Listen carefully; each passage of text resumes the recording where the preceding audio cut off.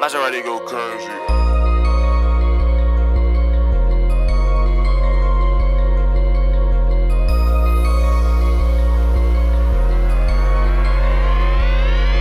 I gotta grind till there's nothing left. Every day I'ma make it, gotta give it my best. Feel like I'm running out of time now with niggas stress. So I stack every dollar, gotta double the check. And my team, we going hard, so watch me finesse. I chase a bag, ain't no time to rest. I can't stop till I got my name on it. I'm going until I get everything I want. I want a big house with a backyard with the pool in it.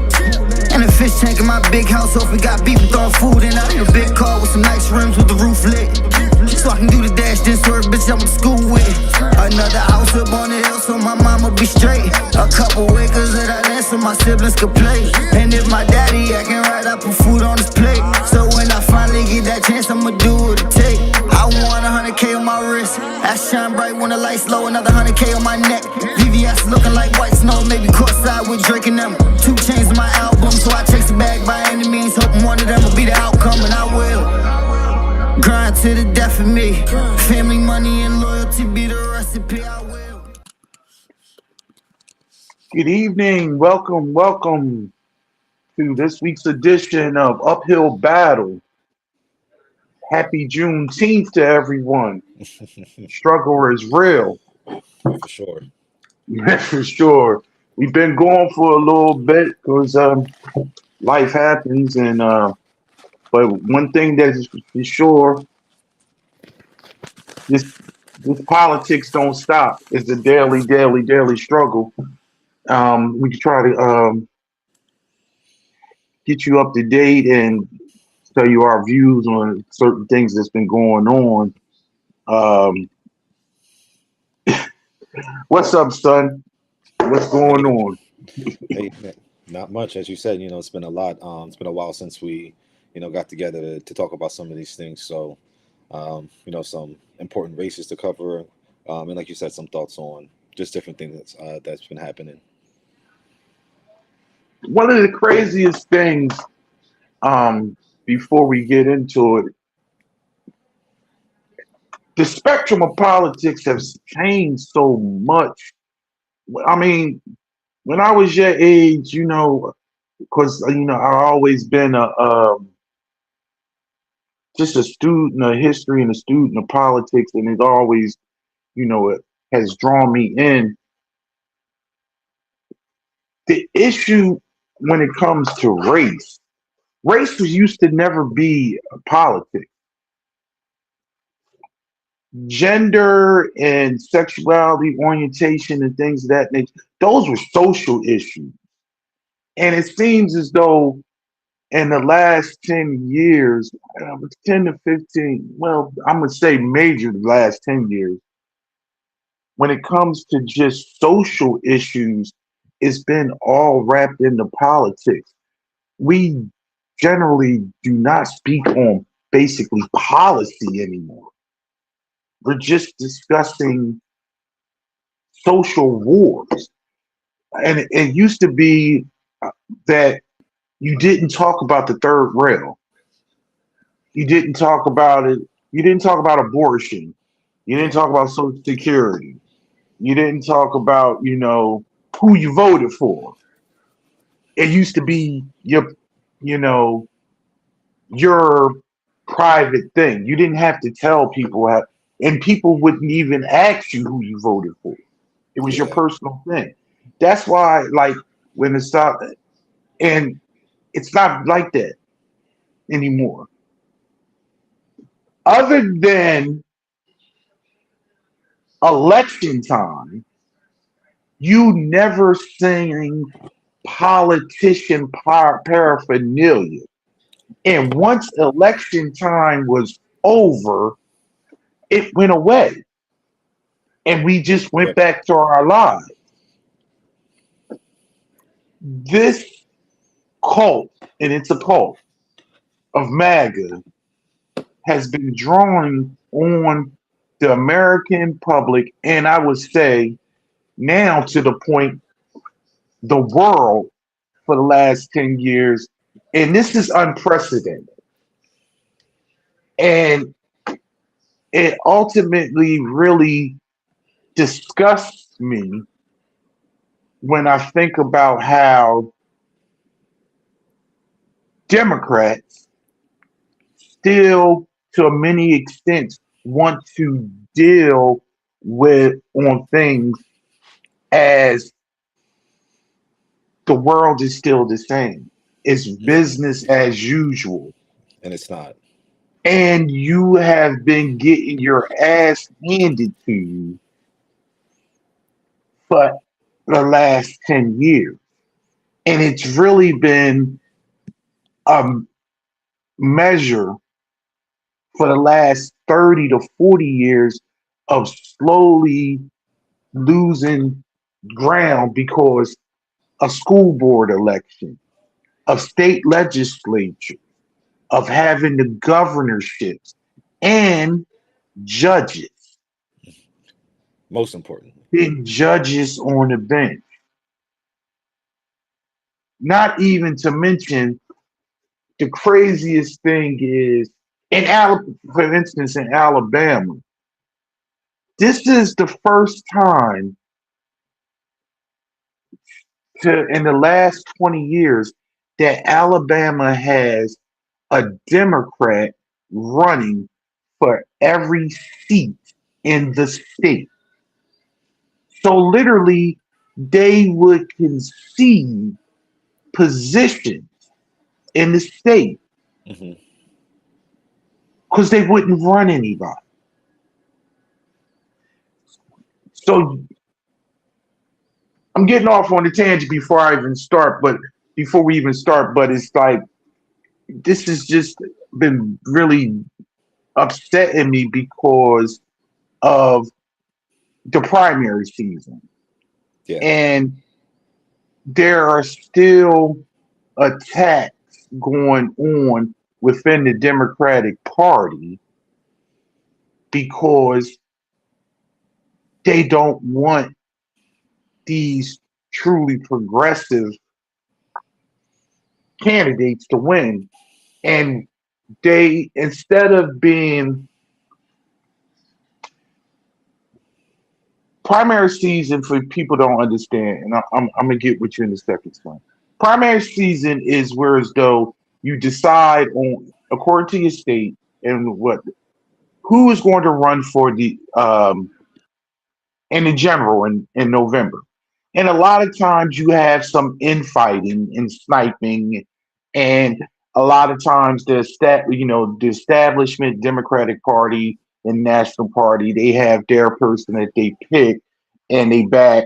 And if that person doesn't win, usually they would, back off. And now whoever wins the primary, they're going to support and try to give them the backing and things like that. Unless you are quote unquote a progressive.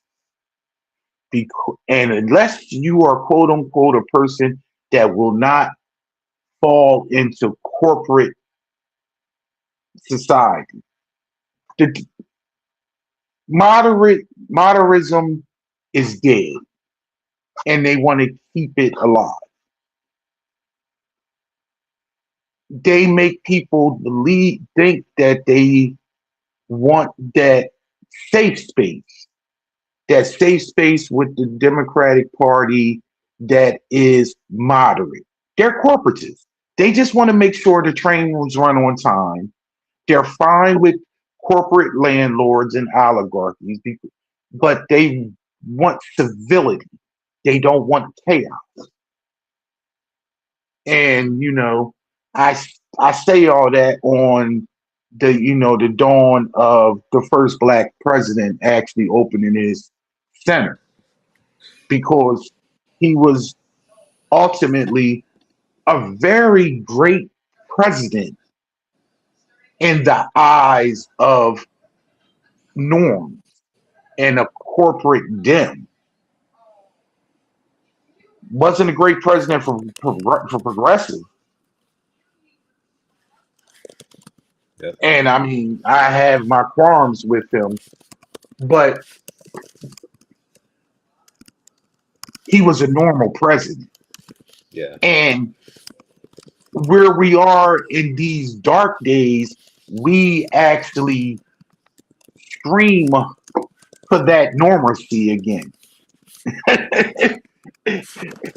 Separate from the policies that we hated. Because I'm sorry, there's no candidate that you're going to actually truly, totally agree with 100%. And that's going to open the way to our discussion when it comes to these primaries. If that's what you wanted to attack Yeah, person. yeah, no, that is it's a perfect segue. Because yeah, the first thing I want to touch on are the primaries that just happened this week in Washington D.C. So yeah, so this election was the first time that D.C. was implementing ranked choice voting, and we touched on ranked choice voting, a little while back. But basically, there's a list of candidates that are running, and you just rank them in order of one through however many candidates are running. And then if nobody gets over the 50% threshold in the first round of voting, then it goes to the second round of voting, which starts tabulating, okay, then how many people got second place votes and third place votes and stuff like that. So this is the first election that DC implemented this ranked choice voting, and it was for the mayor election. And the current mayor, Muriel Bowser, she decided not to seek re-election after serving 3 terms. And in DC, the mayors aren't term limited, so she could have ran again, but she decided not to. So the two main contenders in the race were DC Council member Janice Lewis George, and then Kenyon McDuffie. Lewis George is a Democratic Socialist, and then McDuffie is the more moderate candidate. And they counted the ballots over the last couple of days, and basically just announced that Louis George won. So it's another win for socialists around the country. But just like you were saying, she's expecting a moderate challenger to jump in the race because again, this was the primary election, so the general election is going to be in November. So she's expecting a primary or a challenger in the general election, just like what happened with Zohran Mamdani in New York City after he won the Democratic primary. Andrew Cuomo, who he beat in the primary, then just jumped in the race and ran as an independent, which luckily Zohran was able to overcome that. But who knows what's going to be the case in DC. But just wanted to highlight this because again, it's noteworthy because it's coming off a slew of mayoral wins in November by a couple of socialists. Again, like I said, like in New York City with Zohran Mamdani, and then over in Seattle with Katie Wilson. But this is interesting because if Louis George ends up winning the election and becoming the next mayor, Zohran and Katie Wilson, they can go to their Democratic governors, and try to get their funding for the priorities and stuff passed. It's going to be different in DC because she's going to have to go to Trump because the federal government basically has control over DC.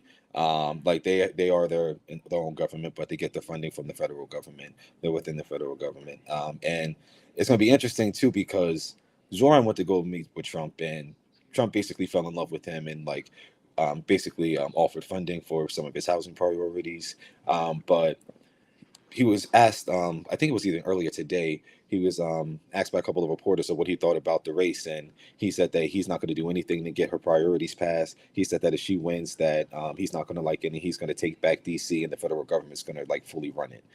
So again, just wanted to highlight this because it's going to be interesting to see how it plays out. One, if she gets a challenger in the race, but also if she wins, and then how Trump's going to react to that. So I don't know if you want to touch on that before I went on.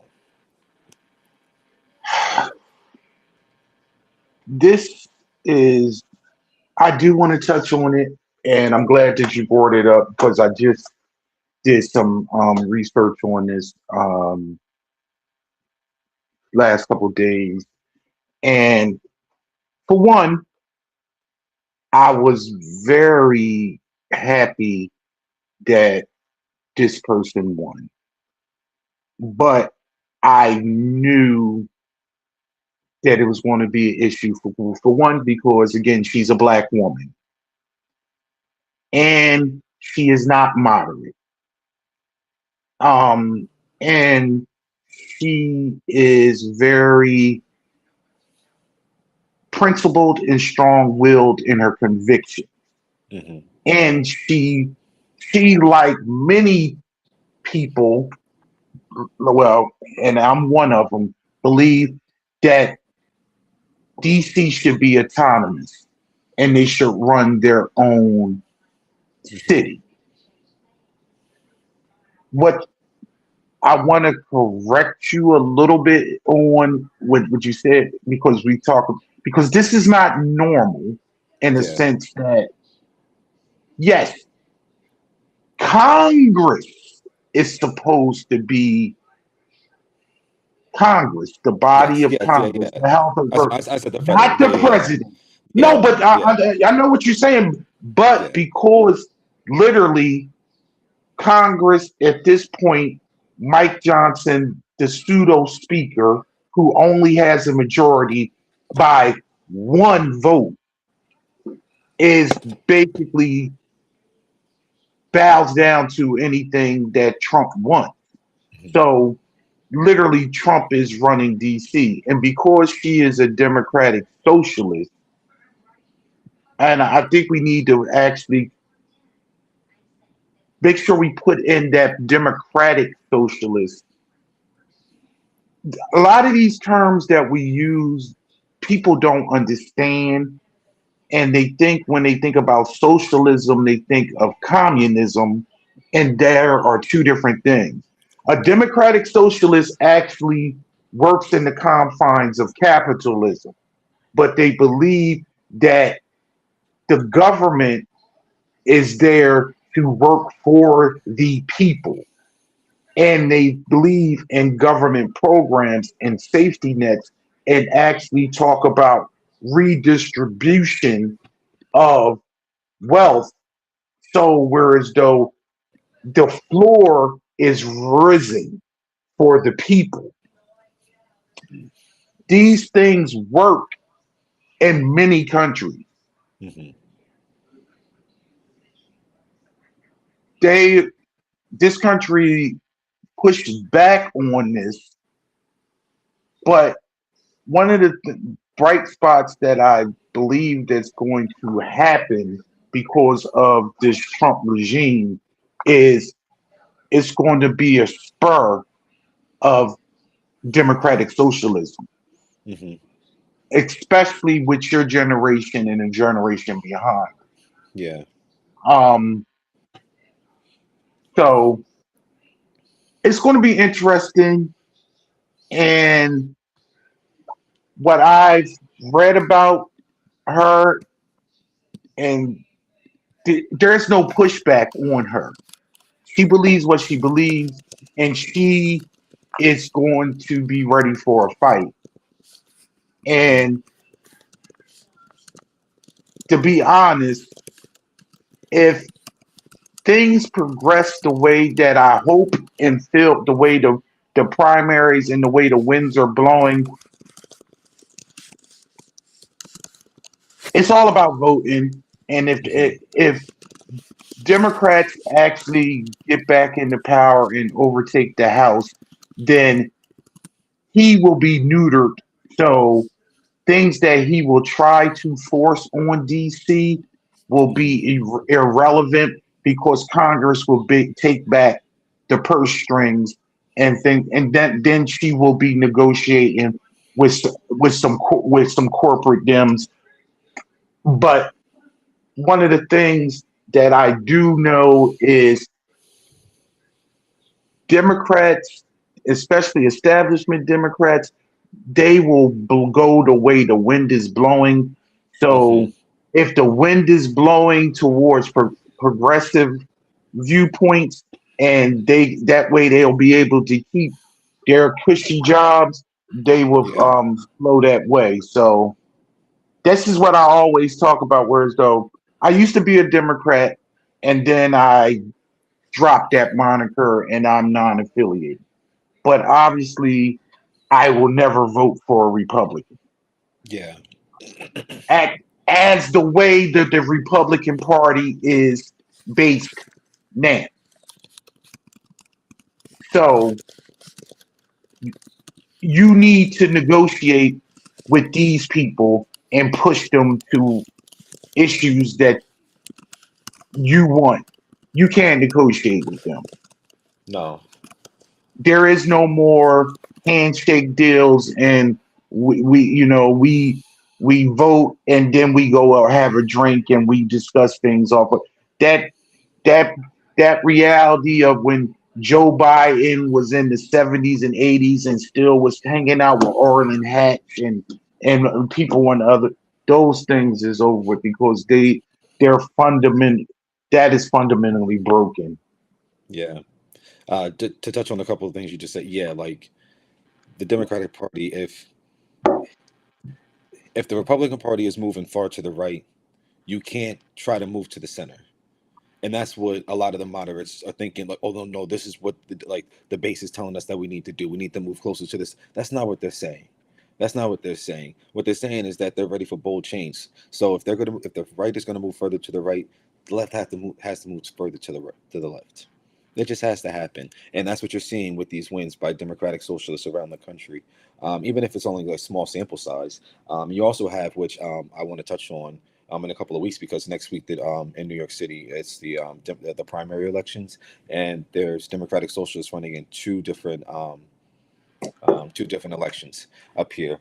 So it's gonna be interesting to see that as well. But the Republican Party, they're always trying to exclude others. Whether it's based on religion, whether it's based on race and black people, whether it's on the trans issue. The worst that the Democratic Party has done, and it's not even the entire Democratic Party, but it's a portion of them, is that they call out billionaires and say that they shouldn't exist. That's it. No one should be offended by that other than billionaires.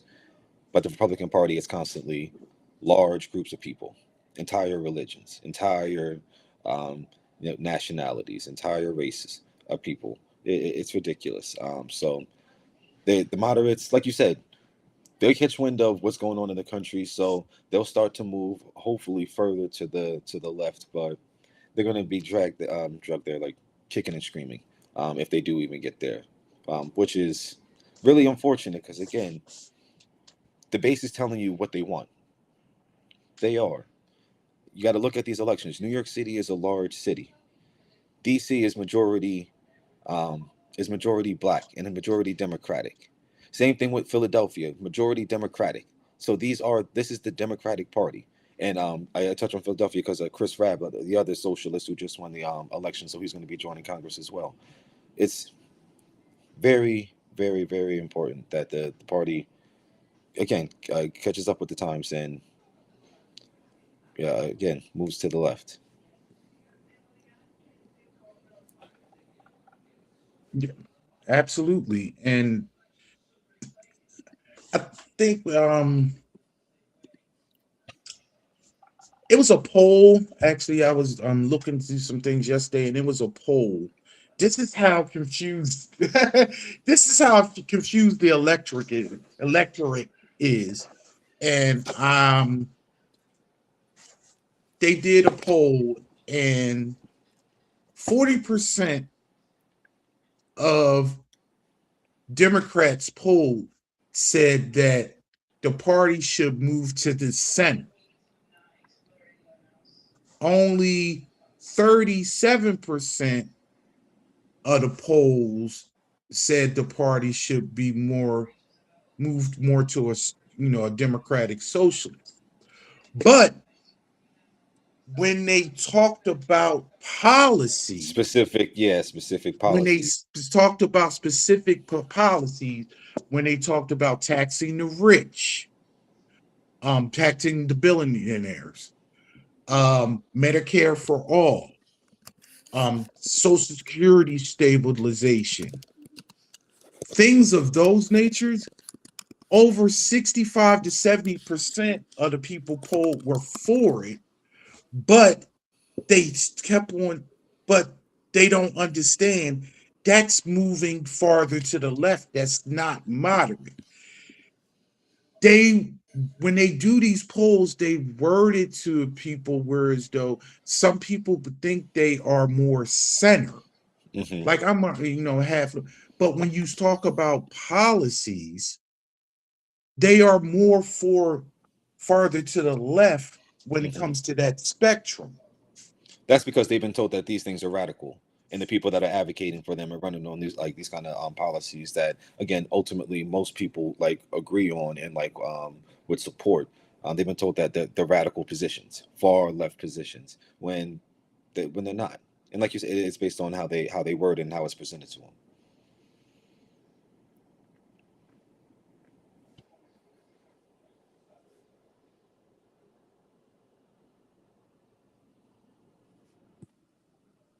I can't hear you.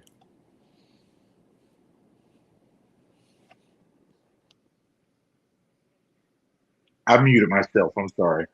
Um, it's crazy because when you act, like I said, when you bring out the policies, majority of people are for the socialist policies, but they don't know it. Hmm. And I often bring up the fact that we live in this so-called capitalist society, but all the sports that we support, all American sports are social. They do revenue sharing. These football is all revenue sharing. 32 teams split the money from the sales of merchandise, from the TV, all the TV deals. It's split equally through 32 teams. So whereas though no one team can falter because all 32 split. The same thing with basketball. All 30 teams in basketball do revenue sharing, whereas though all the contracts that they have with the networks and the apparel deals and things like that is split. The only thing that you get to keep yourself is what you make in your home stadium. Then that's your revenue. But everything with the big picture of the thing, whereas though that's why I often talk about when we go to basketball games and stuff like that, and people be like, and when you hear fans say, "I pay these people stuff," no, you pay for the usher and the guy that's basically giving selling you the popcorn, and you pay a little something if you go into that that store in the stadium. Hmm. That's their revenue. Their money, they're more concerned about the TV revenue and it make sure that X player is not sitting out on some management Hmm. or because it's a TV product, because that's where the real dollars are coming from. Hmm. Fans don't uh, fans want to believe that they're actually more important than they are. Yeah. I mean, you are if you turn your television off and you don't watch it, Hmm. and if you don't stream it, but you just going to a game. It's really insignificant, except for how did how did all these games survive with no fans during the pandemic? Hmm. Because they still had TV revenue and they still was able to make profit. And that's socialism. It's all over the place. It's all yeah, Yeah. and it works. It works. This capitalist society is quote unquote 250 years old. This is still an experiment. And the reign of this experiment is literally coming to an end. Literally. Because Yep. they allow Unsustainable. by it's unsustainable because of deregulation and allow and this is the first time that inflation has rose past compensation and wages in years, going back to the Great Depression. And what actually brought this country out of the Great Depression, Dallas? People don't want to talk about it. Socialism. Socialism, socialism, FDR, Social Security, the New Deal. Whereas though the government actually said put in things to actually help the people. You had a democratic socialist as a president, and probably the greatest president ever in this country because it gave the power back to the people. Social safety net, social security, the welfare system to help people along wasn't us. Um, help with housing, so much whereas though FDR was actually what? He was the last president to actually be president more than 2 terms because he did so well for the people. He kept on getting voted in. He was voted in president 4 times because of his socialism. He only served 12 and a half years because he died, and then Truman actually finished his last term. And then right after he died, they actually put in the 22nd Amendment. So whereas though presidents could only be president for 2 terms or 10 years total. So if you take over in the middle of a term and then you can run for 2 terms on your own. But that this was all based on socialism. And what the craziest thing about people, if you give them social programs, even if they fight it at the beginning, once they have it, they don't want to give it up. Yeah, it's hard. That was the issue with the ACA. And with all the shortfalls and the problems that they had with the ACA, with the tax credits and health insurance, people needed it and used it and didn't want to give it up. Yeah. And for the last 10 years, the person who's been in and out of office and has been saying, I'm working on it. I have a concept of a program. They haven't replaced it with anything. And they've had years to do it. But the people on that side constantly say people don't want to give up their private insurance. Shit, if I don't,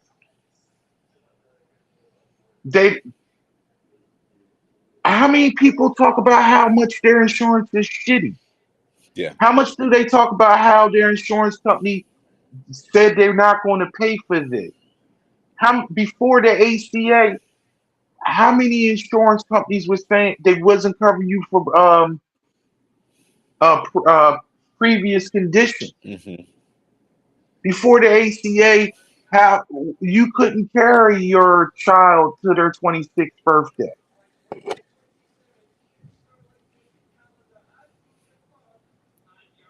People say they don't want a public option. No, those are politicians saying that. And let me say this, those politicians have what? Free health care. Yep. You can't talk to me about you got it. Nobody wants to give up their private insurance when you can get bankrupt from just one minor major. Mm-hmm. I saw a video of a guy talk about he was charged $1,300 for 5 stitches. $1,300 for 5 stitches, and he had a health insurance because this is the only country in the world that is this size that actually has a for-profit healthcare system. Mm-hmm. Due to When we left before our last show before we did this one, Mexico has passed universal health care. Hmm. So we're in North America. The country above us, Canada, and the country below us, Mexico, both have universal health care. We have, and I say we, which I don't usually say when I talk about this shithole of a country. The United States has 300 million people. Canada has 30 million. And I believe Mexico has around the same amount, 30, 40 million. Sounds about right. We this country generates more money, but both of these have health care for their people Hmm. because the wage gap issue is not there. The top earners get richer, especially after this big, beautiful bill. And not even to mention, and I know I'm going off on a whole bunch of other stuff. Many aspects of that bill that was passed does not take effect till one doesn't take effect till after the midterms, so it Hmm. takes effect in 27, and another portion of it takes effect after 28, after the current administration will be out of office. So it'll be somebody else's problem. And at the same time, those quote unquote no tax on tips and no tax on overtime, which you only get a certain Up to deduction, what amount? will Yeah. go away when in 2028 they will go away. They will expire. Although these tax cuts that were in this last bill are what permanent, Of course. unless you do what Congress has a 2/3 majority on each one to actually change the law. These are the hidden things that you don't know and you don't see. Hmm.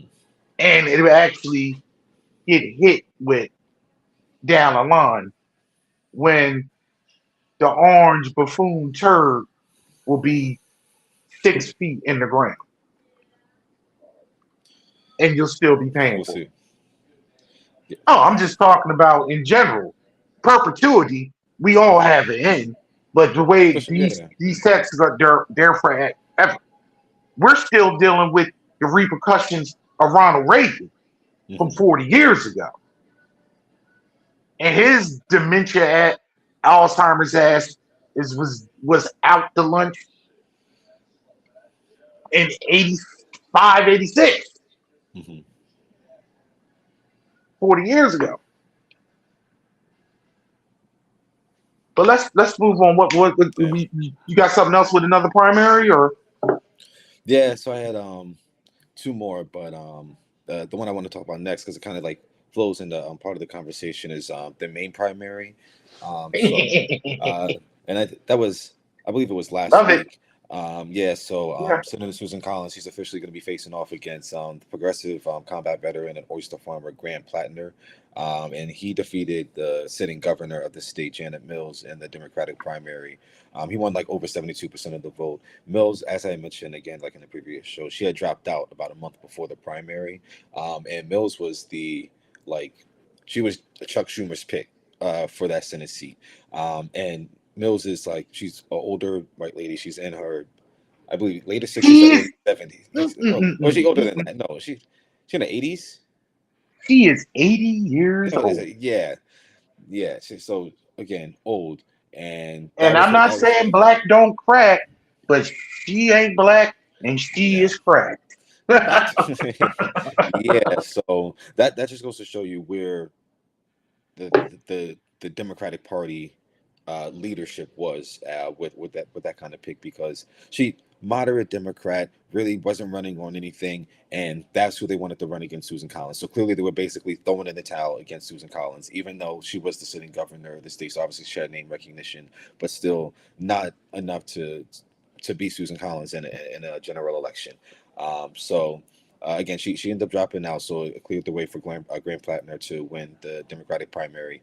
And just in the lead up to that election, so many different hit pieces that came out against Graham Plattner. So basically, one of them was like his former chief of staff had revealed that his wife came to the campaign sometime late last year and disclosed that Plattner had been like sexting with a few different women. And Plattner, he like admitted to it. He said like he's not perfect. He's like continuously working to become like a better person, all that kind of stuff. A lot of the Democratic primary, like the Democrats, the moderates, the more establishment wing of the party, they came out and basically like continuously questioned Plattner. Didn't really necessarily want to put their support behind him as the Democratic nominee and be like the standard bearer for the party in the state. And they basically said like they're not going to back him, and they would much rather focus their energies on races in other states where they think it will be more competitive. But this is going to be a competitive seat. It is a competitive seat. You're simply not supporting him, not because of the things that have came out, but more so because of his platform. He's running on universal health care. He's running on taxing the billionaires, strengthening labor unions, establishing like an economic bill of rights. And the moderate and the more corporate wing of the Democratic Party, they were already against him for those reasons. That's why they were backing Janet Mills. So go ahead. You The want to say something? main Yeah, What's the main thing that he's against, though? You tell yeah, me what he's for. What is he against? He's against yeah, Israel. yeah, and He is right. anti-Israel. He is anti taking money from corporate tax. He Hmm. is a working man that is pro-union and pro-work. But the biggest thing is he is anti-Israel. Susan Collins, who is a quote unquote moderate Hmm. Republican. That term is insufficient now because it's full of shit. She's moderate when it's not important. Hmm. She's a clutch pearl. She's like, oh, she voted for Brett Kavanaugh. She was the deciding vote for Brett Kavanaugh to be on the Supreme Court. Hmm. Let her lie in that. She has voted on with Donald Trump 95% of the time, including being the deciding vote for Brett Kavanaugh. That's not moderate. She is moderate in the old sense, but she votes with Trump. She is, I'm going to say it, a liar. 30 years ago, when she first went into this, Hmm. she said, I will only run for 2 terms. She was a broke bitch when she came to Senate. Now she is rich. They want to do this purity test on Grant Platinum. Let me explain something to you, and I'm sorry to disrail the jump because I wanted to talk about this now, and No, it's we're gonna perfect. get back Yeah. if you see it. This is this is the issue that I have with Democrats. You are holier than thou and holier than thou when it comes to purity politics.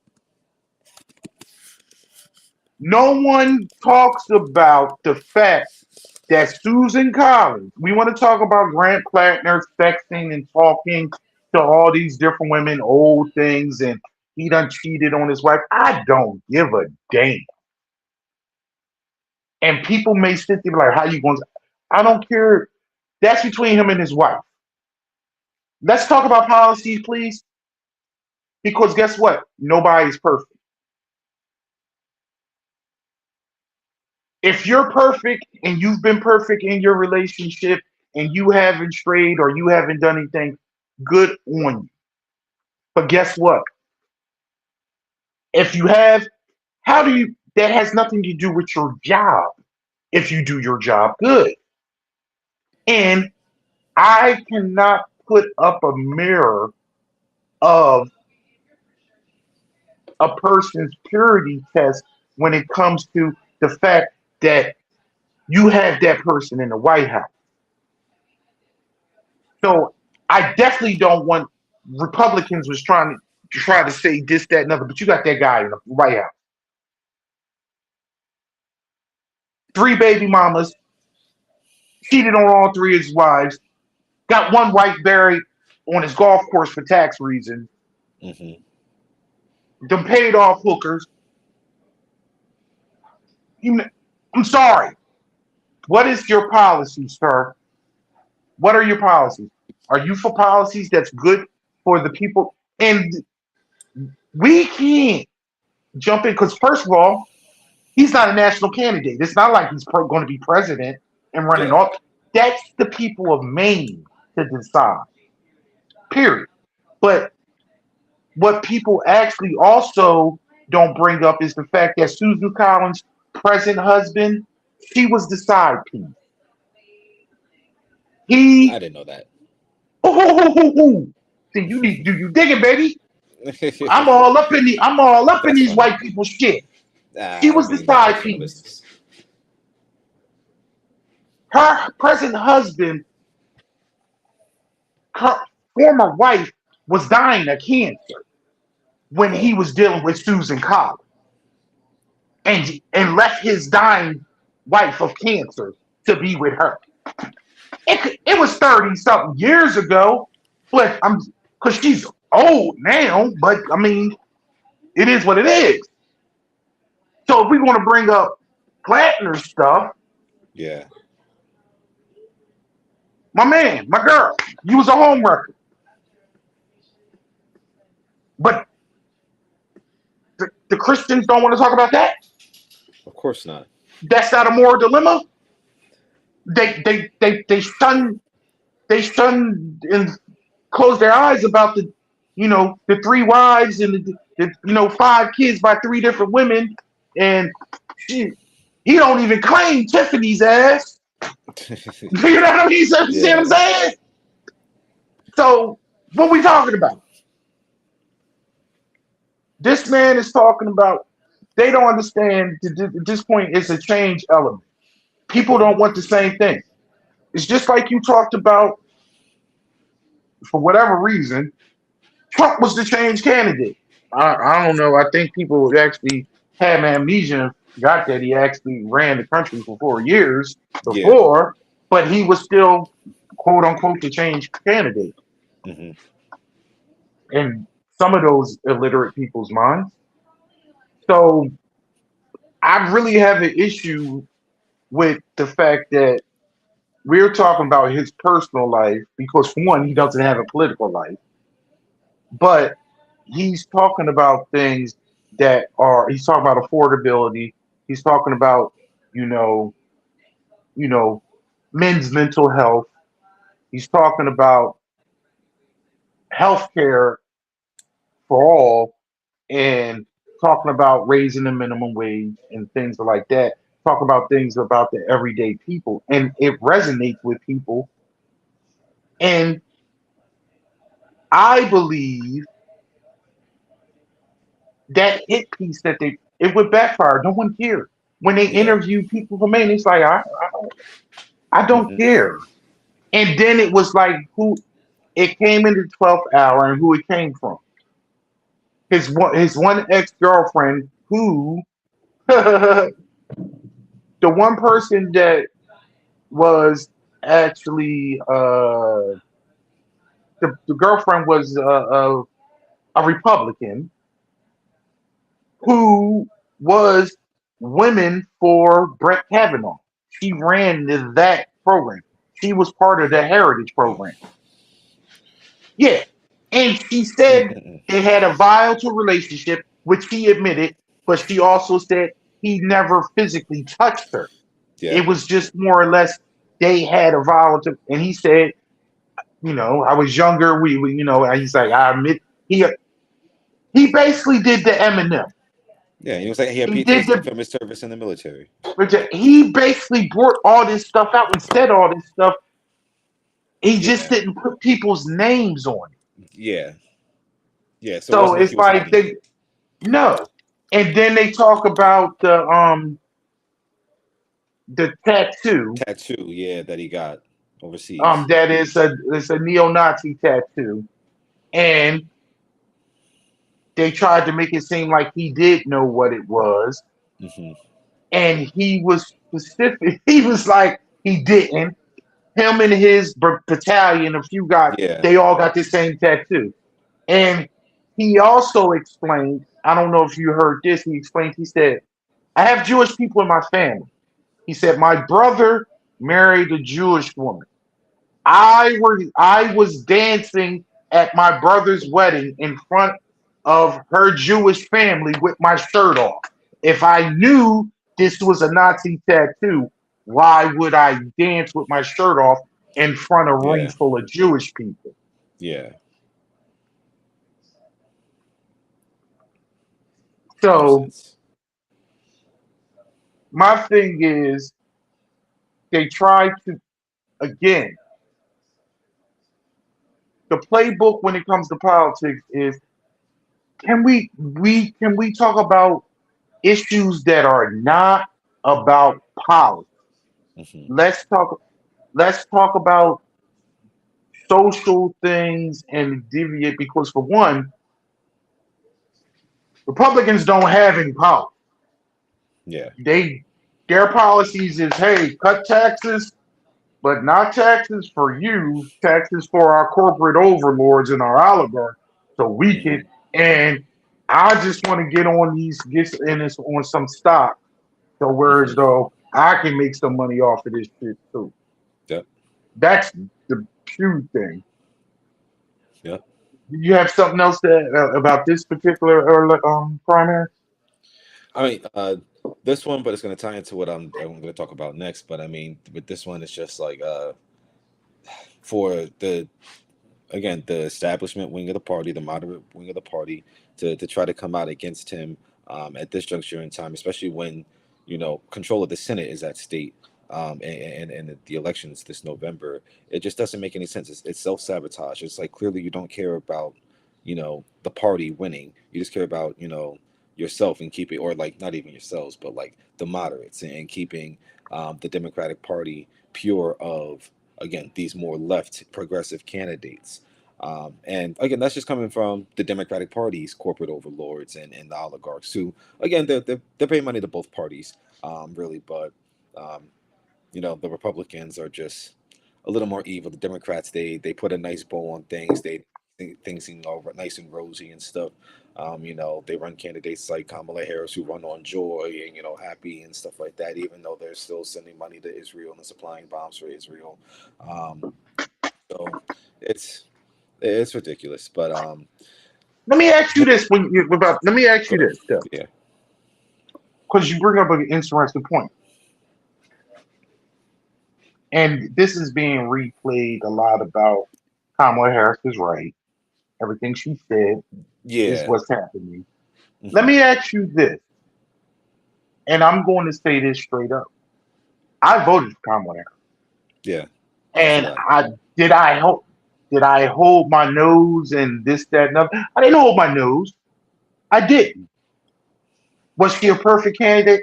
No. No. But as a black person in America, like many black people in America when it comes to voting, I vote for the candidate I believe that's going to do less harm to me and to my life and to people like me that are in the same situation. Honestly, for you, what do you think the Kamala Harris presidency would look like right now? What would be different than the situation that we're in now? Good, bad, or indifferent? We've never discussed this. This is Hmm. going. This is right here, right now. I've never asked you this in our private conversations or like this, just to let the people know. Gotcha. So on a few things. So clearly, all the international relation debacles that have been going on and foreign ties and like so between the invasion of Venezuela, all the threats to like Cuba, obviously this. this war in Iran, none of that would have happened. Would she have continued to supply Israel and their assault and annexation and genocide in Gaza? Um, uh, I don't know.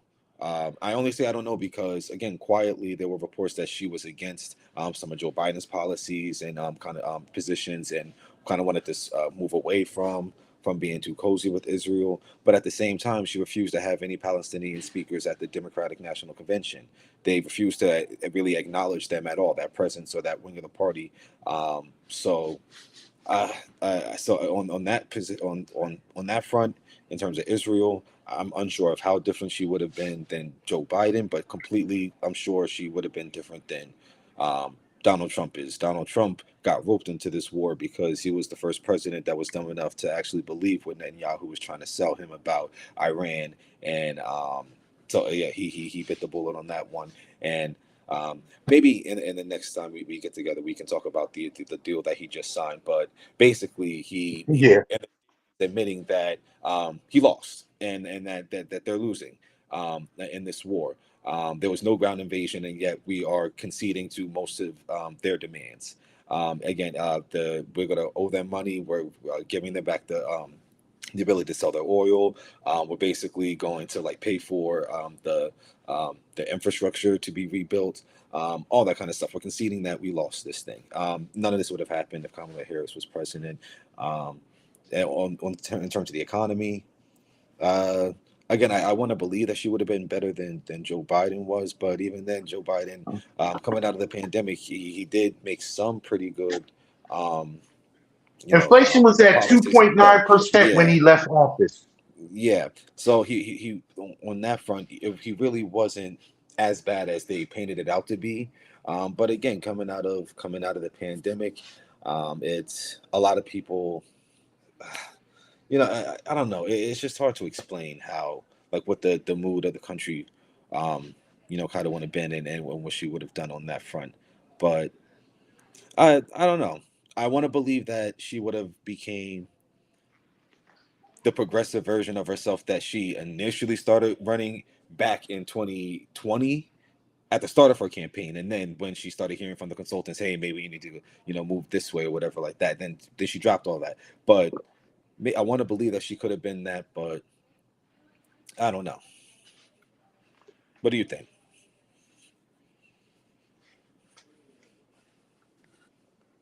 I could negotiate with her. That's what I believe. If if I believe she, and I'm saying this because I'm believing that she's going to run in 28. Oh, for sure she is.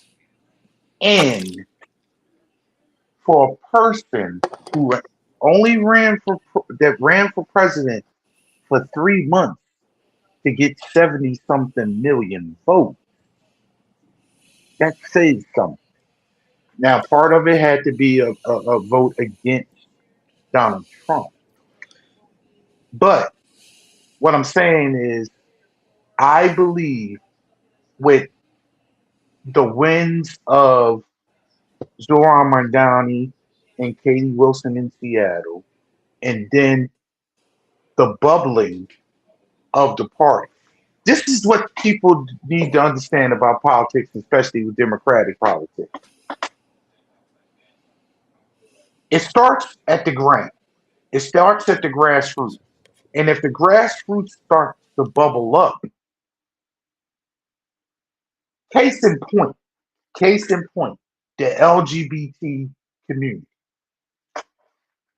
pushing for same-sex marriage, lightning speed, because their coalition was so strong and they pushed.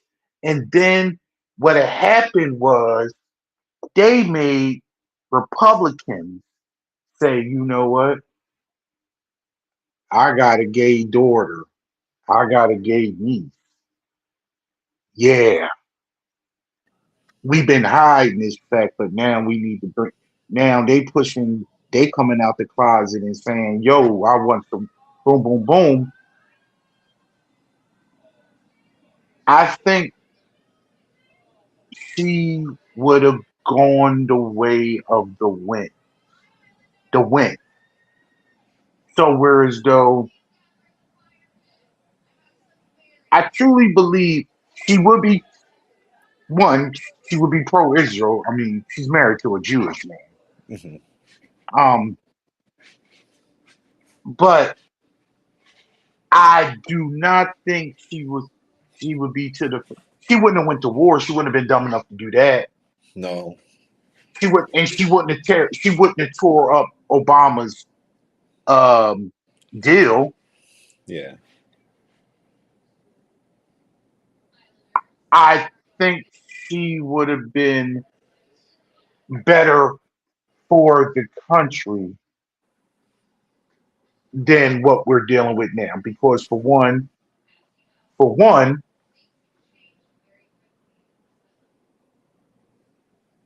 her administration wouldn't push this birthright citizenship. Hmm. Her administration wouldn't back the the Voters' Rights Act situation. Her administration would not be putting ICE on the streets like this. Would we have problems? Of course, you're always going to have problems. Hmm. But life wouldn't be in shambles. Hmm. We wouldn't be thinking we living in an authoritarian land. Will white folks be pissed because there's a black Asian woman in the White House? Yeah, but guess what? So what? They had problems with Obama for 8 years too.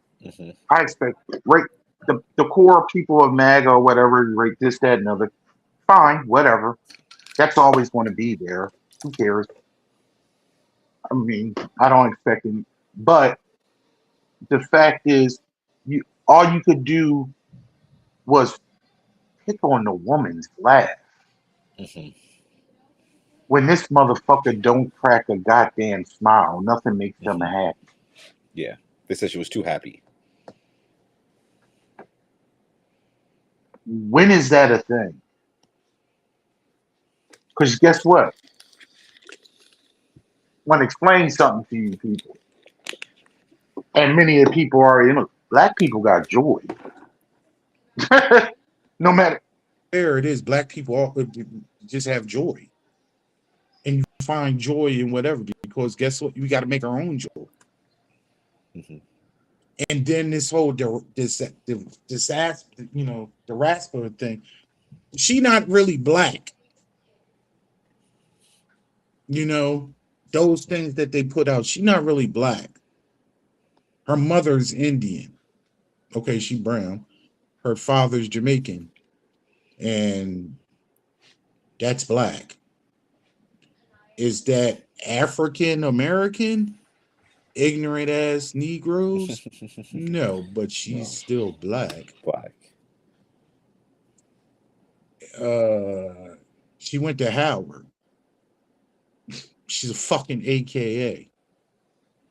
So, and she was born and raised in America because and she looked like the way she is. I'm pretty sure she always just believed she was some little black girl Hmm. before. Don't think when she was 6 years old, she said, you know what? I'm going to run for president. So I'm going to need to just live my life to make it seem like I'm a black African, a black American, which she is a black American. She's just not a descendant of slavery that we know of, but possibly she actually is, or whoever. But that's a whole nother FBA shit, foundational Black America. We need to do a show about that whole about the diaspora wars with the financial foundational Black Americans. Let's do it. You know, and if you're not a descendant of slavery, you're really not a, you really not black shit. Trust me. They don't ask you. They don't ask you your country or origin when they beating on you and segregate, being prejudiced against you. You just low black. Shame. And you up in New York. Mm-hmm. Shit.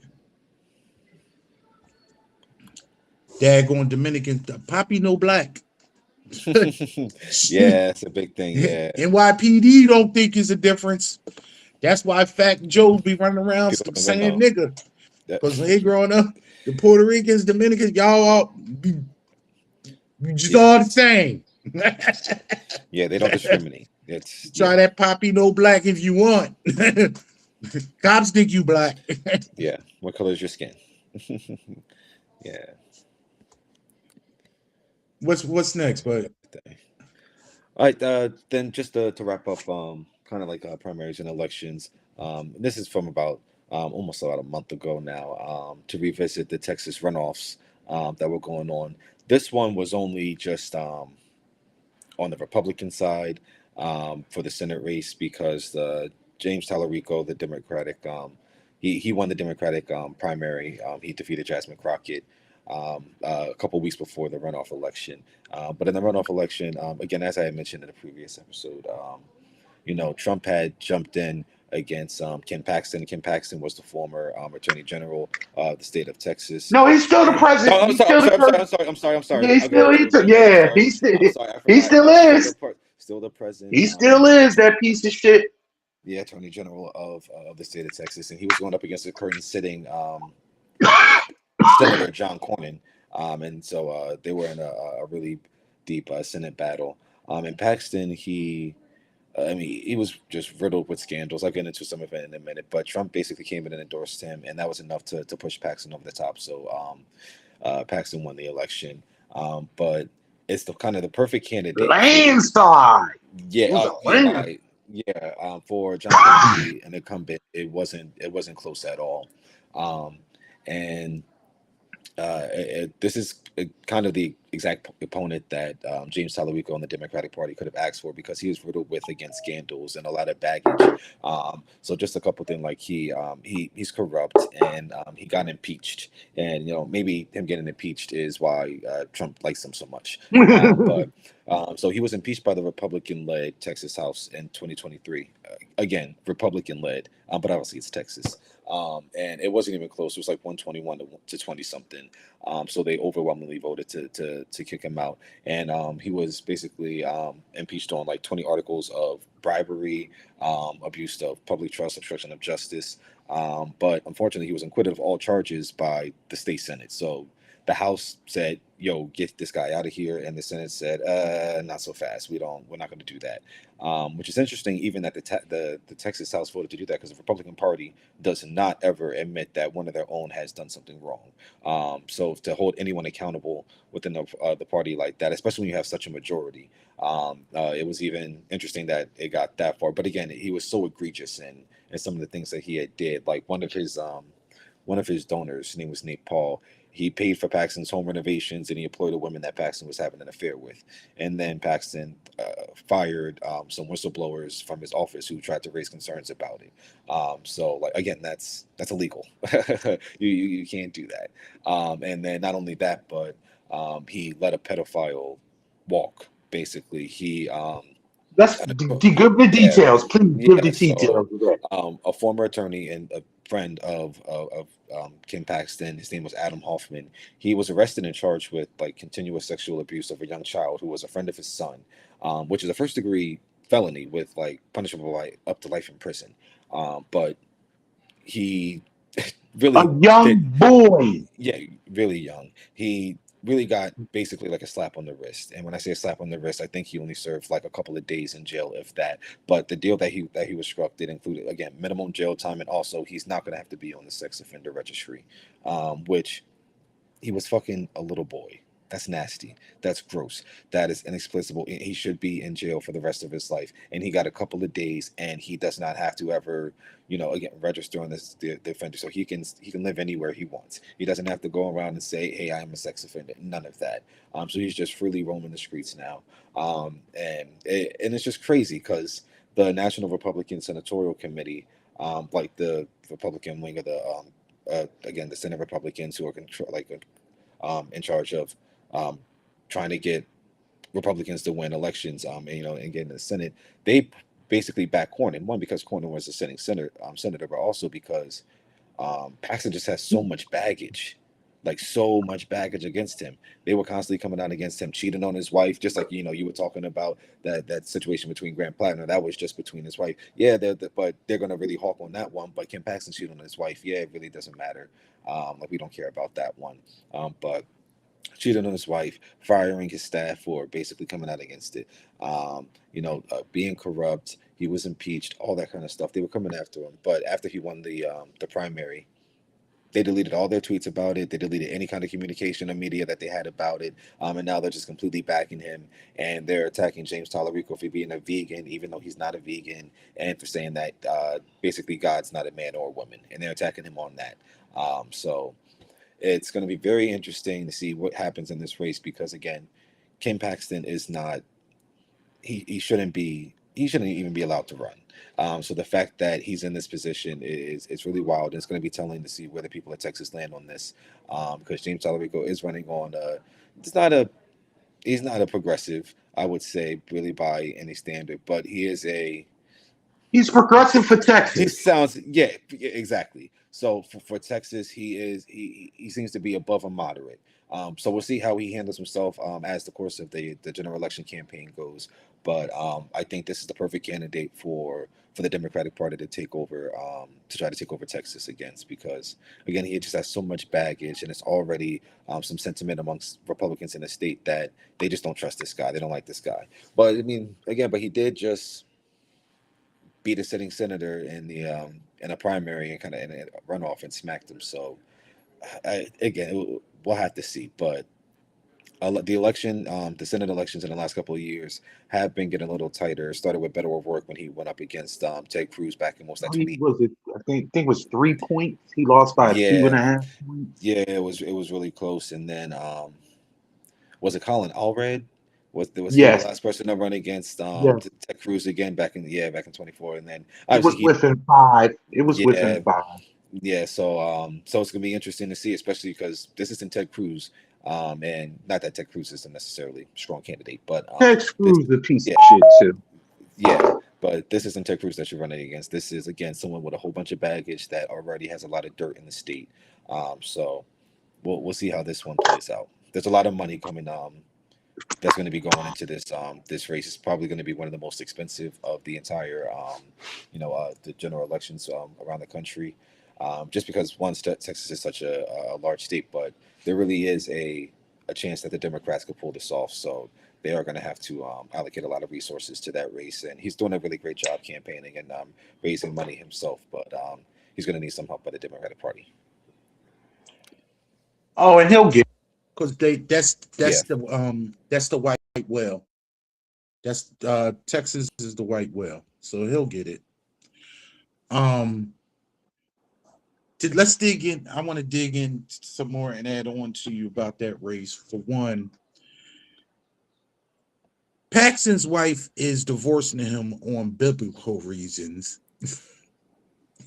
Mhm. Biblical reasons. Also, currently James Tallarico is up 3 points in the polls against Kim Paxton, and that's of course that's in the variance, the plus or minus 6. But for a Democrat to be up in Texas 3 points is saying a lot. Now, many Republican voters say they will not vote for Kim Paxton, and they didn't vote for Kim Paxton. Part of the reason why they didn't vote for Kim Paxton is when Donald Trump actually endorsed him. And when you actually look into the numbers, for instance, in one county, Ken Paxton won by like 65 to 35 percent. But then when they actually looked at how many votes came out of that county, it was only 90 votes. But in that county where only 90 votes were cast, there were over 3,200 registered Republicans. So only 90 Republicans voted that out in the county that were registered over 3,200. So granted, in runoffs and primaries, there's small. I believe many other Republicans are not going to, one, hold their nose and vote for a Democrat because they just break, but they'll stay home. They're going to stay home. For sure. One of the biggest things that we haven't discussed, and I was watching a couple videos, and this is one of those FAFO moments. Dal, you know how many data centers are in Texas? I don't know the exact number. Texas. It's a lot. They got a lot of land. First of all, America, the United States. I'm sorry, I'm smart now. I'm never going to use the United States as America ever again because America is North America and South America and all the countries. Thank you, Bad Bunny. Thank you, Bad Bunny, for educating me, and actually, I'm going to use it the right way. The United States has the most data centers in the world. Texas currently has the most data centers in this country. Texas is a very large state. Texas has 466 data centers in its state. And we often talk about how it drains the resources, it causes all type of noise pollution, and the turbines are breathing everywhere and taking up your water and raising your utility bills. There are many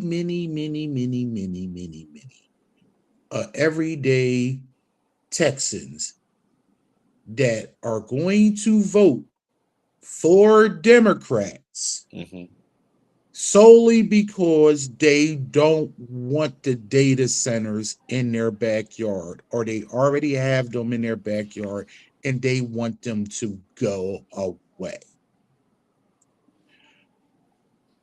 without any shenanigans. Also, the biggest demographic that's growing in America, and is also a very large demographic in Texas, is those brown folks. Those Latin. They do not fuck with Trump anymore. They do not fuck with the Republican Party anymore. Those brown people that are going to be able to make it to the polls and cast a ballot are not voting for them. I'm telling you right now, I'm going to make a prediction June 18th, right today, the day before Juneteenth, where it all started in Galveston, Texas in 1865. Tallarico's going to win by at least 7 points between the Democrats voting for him, the brown folks voting for him, Republicans staying home, and then the Republicans with the data center situation. He's going to win by 7 points. Easily. Well, not easily. It's going to be at least 7 points. No one's going to say that. Not even to I would like to see mention it. the money. This is going to roll down ballot to other states because the Republican National Committee is going to have to put so much money Into into this. Texas, which is a safe seat usually, and they Hmm. don't have to spend all their so much resources there. Yeah. So they're not going to spend resources in Maine. Yep. They're not going to be spending those resources in North Carolina. They damn sure ain't going to be sending money out to Alaska. They Hmm. may try to spend some money in Ohio, but they might think that's actually a lost cause because guess what? You're going against Sharon Sherrod Brown, Brown. who was a former senator that was a three-term senator that squeaked by when he lost to but that was an JD election Vance. where as though Trump was on the ballot. Hmm.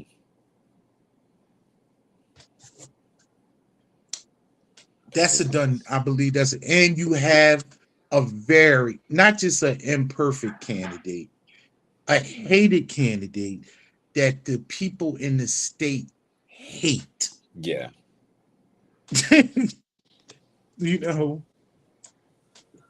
you can have a hated national candidate, but when the actual state, the I'm sorry, the electorate can't stand. Man, Yeah. there's the issue. I want to stay in Texas for a minute. Well, it's going to be more than a minute. Um, I just came across this 20 minutes before we started the show, and I didn't do my due diligence, and it was only two videos, and it just came across my feed because I was just looking for more primary shit and whatever this thing. But truth be told, my feed, my algorithm is all politics, and it's either politics or comedians. Because after dealing with politics, I need to laugh. I need something to cheer me up.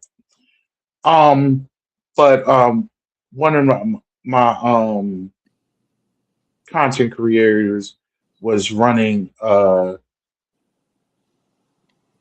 Texas Republican Party platform, and I don't know if it was the platform or it or actually what they were talking about.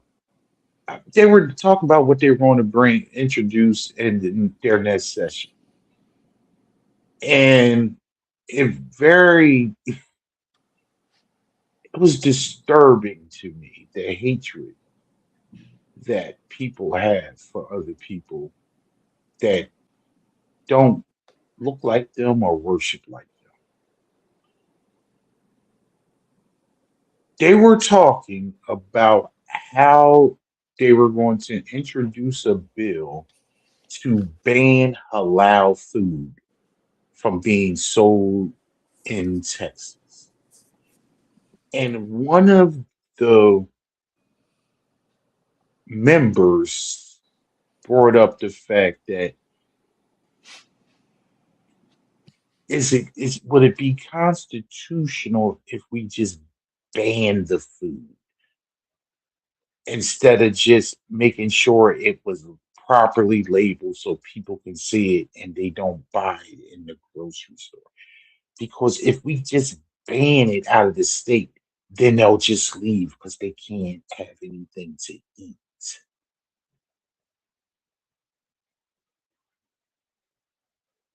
And then one of the members stated that, well,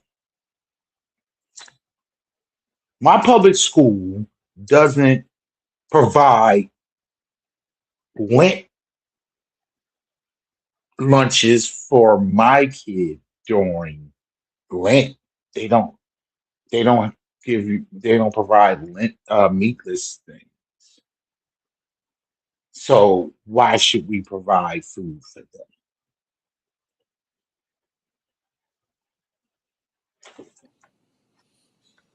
if we don't have halal food. Then this bitch, and I'm going to say it, your brother can't stand that I use the term bitch all the time. But you know what? I'm from a different generation when I don't, and like Cat Williams said, if I don't know the person's name, I'm just going to say bitch because she did this bitch stuff. She basically said, all I know is they they kill the animal, they slaughter the animal, and then they just they erect their fake god's name, and then they finish the process. Erect their fake god's name. Mm. Give me some runway with here, because I'm going to make some people upset. I am not religious at all. One thing that I am, yeah, I'm respectable to everyone's beliefs when it comes to religion. I don't believe in organized religion at all because I think it's all just a scam. Because I don't believe in man. I can read a book and interpret it myself. I don't need anybody to interpret it to me because that's just man. And so, but to shit on somebody's belief system and say a fake God when I could say you worship a fake God yourself because if you worship that white Jesus and we know he was from Bethlehem and Hmm. his hand, his hair was made of wool and he never actually set foot in Europe, and the picture that you're worshiping is actually, and it's actually been proven that it is the painter's uncle. Mhm. But I digress. Islam is the second largest worshiped religion in the world. Anywhere from 2.3 to 2.6 billion people are Muslim in the world. The issue is that these white people in America believe their religion is the greatest thing of all because the most number one religion in the world is Christianity, which is they say anywhere between 2.6 to 3 billion people worship worldwide. The number one country in the world that worships Christianity is in these United States. Over 250 million, anywhere from 61 to 65 to 71% are Christians. The biggest faction of Christianity is Catholics, 1.9 billion people worldwide, even though evangelical Christians can't stand Catholics. And that's a whole nother thing. Hmm. But they have issues with the Pope and all that other stuff. But they worship that fake Jesus that's in the White House. I bring all this up because these people are willing to ban the food of of people of a certain religion, thinking that that will make them not be in the state. And then I looked up what halal food was and what the process was. And I don't know if you know this, Dow, and I don't know even know if a lot of people are privy to this. That they often talk about how Muslims and Jews are always at, you know, at odds with one another. But I often say, wait a minute, from my education and my research over the years and just listening from, you know, on both sides because I don't belong to any of the set. They have a lot of things in common when it comes to their religion. I'm saying. So I look what's the difference between kosher and halal? There's Both nothing of them major. don't eat both of them don't eat pork. Both of them don't. This is what happens when you do with halal and kosher. Halal is basically when it's a clean cut. So whereas though you actually kill a healthy animal, so the animal is supposed to be, you know, well fed, you know, and not to be taken care of before, and you slit its throat. One quick slit. When the person the butcher just slits their throat, they they they say they praise Allah, Hmm. and then they drain the blood. They because the blood drainage is supposed to make it more cleaner and pure. And people often say it's a clean meat. In Hebrew and kosher, you take this well fed, well taken care of animal and you slit the throat and you drain the blood and you say a Hebrew hymn, saying religiously. The only difference is when it comes with kosher that you you separate meat and dairy. They can't coexist to a point where as though Hebrews they don't even use the same dishes and they wash them different. Meat and dairy doesn't they don't process them in the same facility and things of that nature. So also separate from the process, I know this. Half my family is Christian, the other half is Muslim. But every time when it comes to time to eat, and you know this from your grandparents, they pray over Hmm. the food before you eat.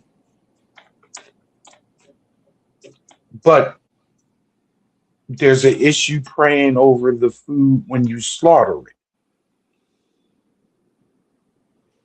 This is just the hypocrisy that I'm Hmm. talking about. Where these people use different things to define, you know, fake God. She used the term fake God when it, no matter what, in every religion is based on what you believe, and somebody else that may be another sect from that actually believes in another religion can tell you that your God is fake. Hmm. An atheist that say all this shit y'all thinking about is fake. Y'all need to actually worry about and do right in this time, right here, right now, because you do nothing but fucking worm food when you going. That's what an atheist would say.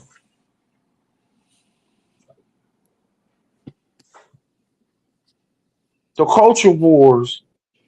This is another reason why I'm a Dallas Cowboy fan and I will never go to fucking Texas. And my son, he knows. I said, I don't even want to go through Texas. Shit, the most thing I ever came, I flew over that bitch a few times when I was going to daggone California. I don't ever want to go to Texas. I don't want to visit. I don't, I don't like their policies. I don't like how they get down. And most of the time, the majority of that state is a third world fucking country when that state produces as much fucking money as fucking Dubai.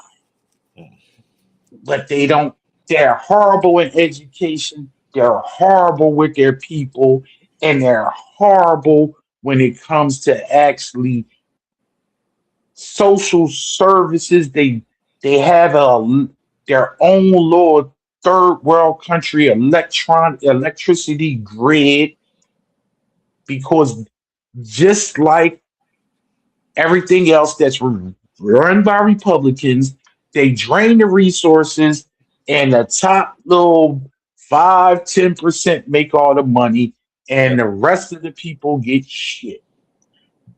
They have a GDP as large as Dubai,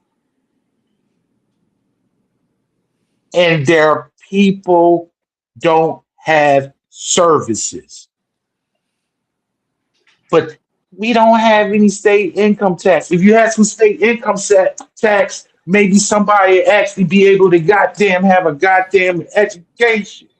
Mhm.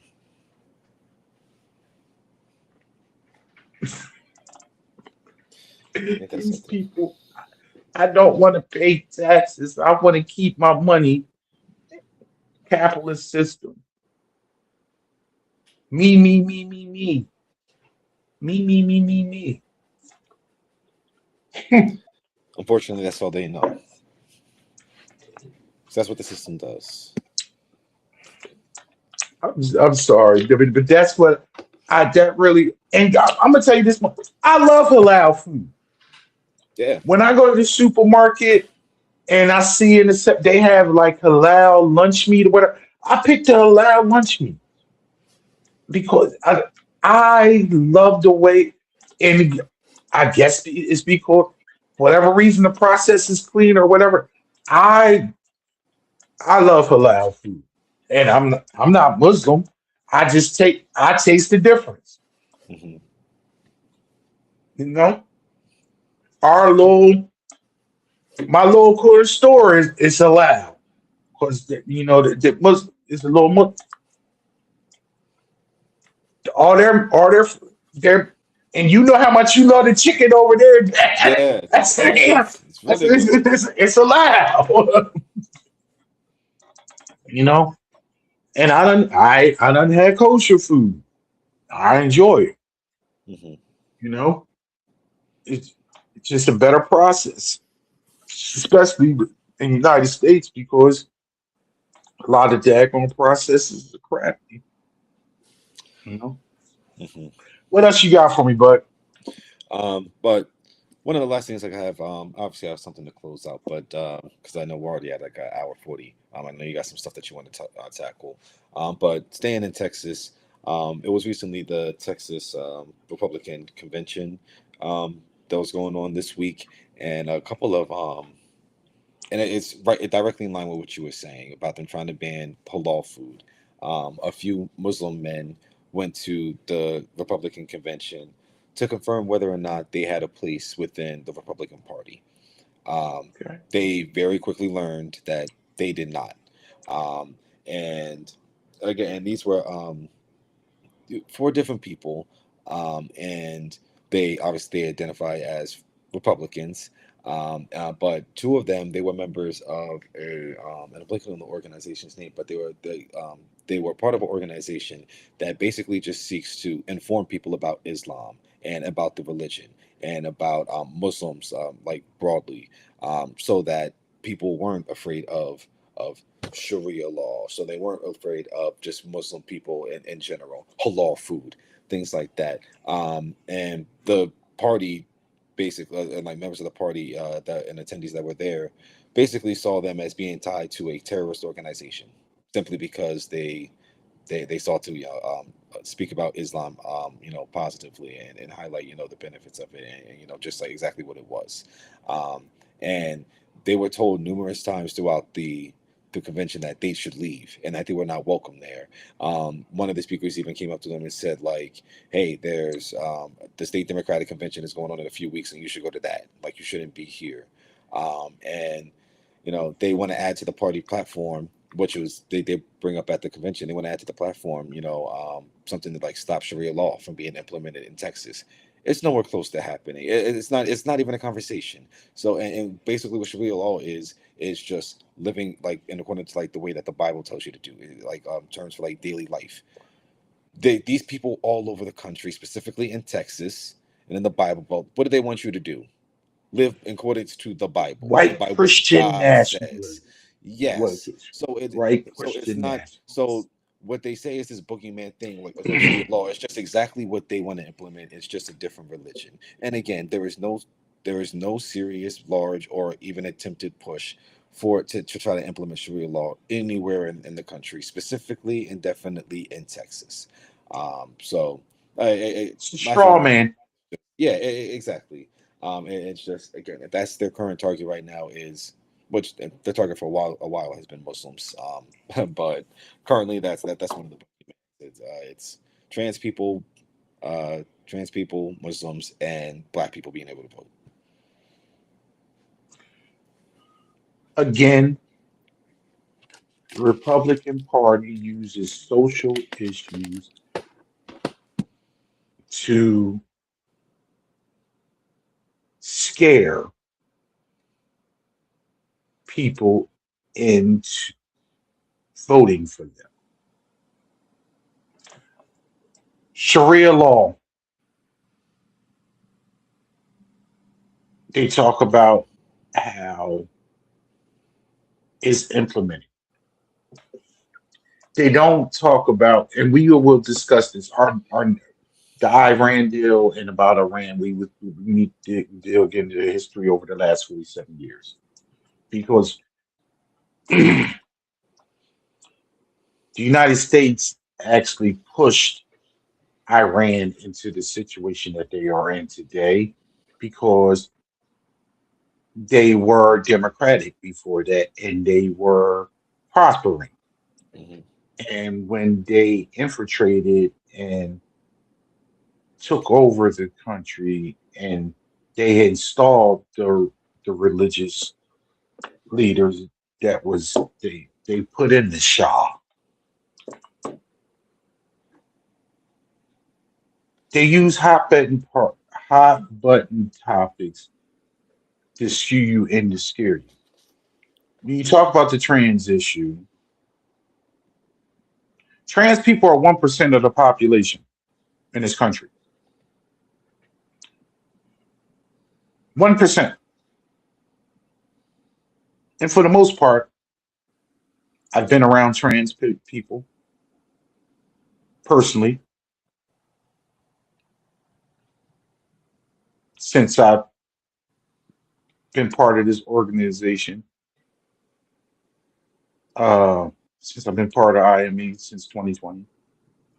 And for the most part, from my observation, they just want to be live their lives. Period. No more, no less. They just want to be citizens. And they have to fight to be just regular citizens.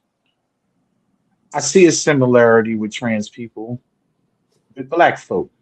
Hmm. And to be black trans is a whole nother thing. But black folk just want to be leave the fuck alone. If you leave us alone, which y'all can't do, Hmm. because every time we was left alone, we prospered. We built cities and towns. We prospered. Even coming out of Reconstruction, we prospered. The only, and I'm gonna land the plane, but I'm gonna go through all of it. The only coup that was successfully done on American soil was in Wilmington, North Carolina, which was a black town that had doctors, banks, a political structure, and economic fortitude and it was taken over, ran, and destroyed by white folks, killed, burnt the town, forced the black leaders out, and was taken over because white man couldn't see a black man prospering and doing better than them. Rosewood, Tulsa, um,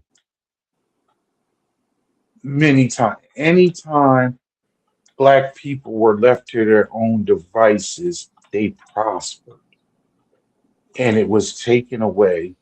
The only time that a bomb was thrown onto American city was in the Tulsa massacre in 1921. Trans people are 1% of the population. We talk about trans people like they're 30, 40, 50% of the population. They talk about men in sports, they talk about trans athletes. There are 10 trans collegiate athletes. 10. Two For hands. people that are watching, two hands for 10. You know how out of 519,000 collegiate athletes, why is there a conversation? Hmm. 10 out of 519,000.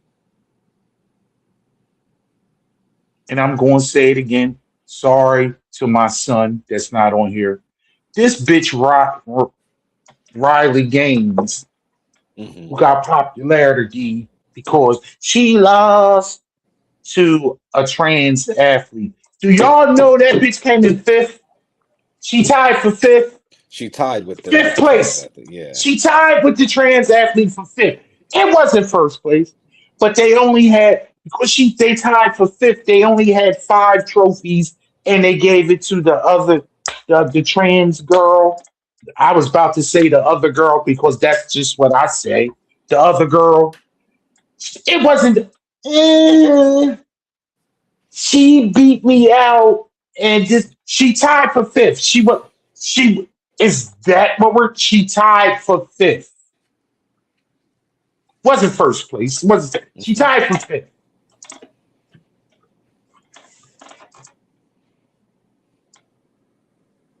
Y'all have hatred in your heart because you people are weak. Y'all are the real snowflakes. Y'all could not be black people because y'all couldn't endure the shit my people have endured for these 400 years Hmm. and survived. Y'all falling apart in the last fucking 16 months when we've been living this shit forever.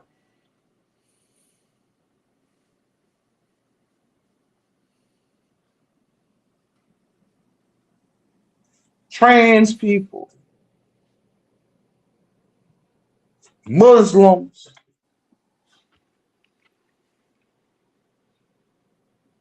immigrants. Was the immigrants the problem? Were they? Because y'all don't have jobs. Hmm. The economy is suffering. Shit's still fucked up, but y'all still grabbing ablalas at the CVS. Hmm. Y'all still grabbing kids at graduation. Y'all snatching people out of cars on their way to their proms and their high school graduations. Y'all pulling parents out of the school pickup and drop off lines. Y'all bitches great yet? Are y'all? Or was the brown man a boogeyman? That's what they Hmm. were sold. Yep.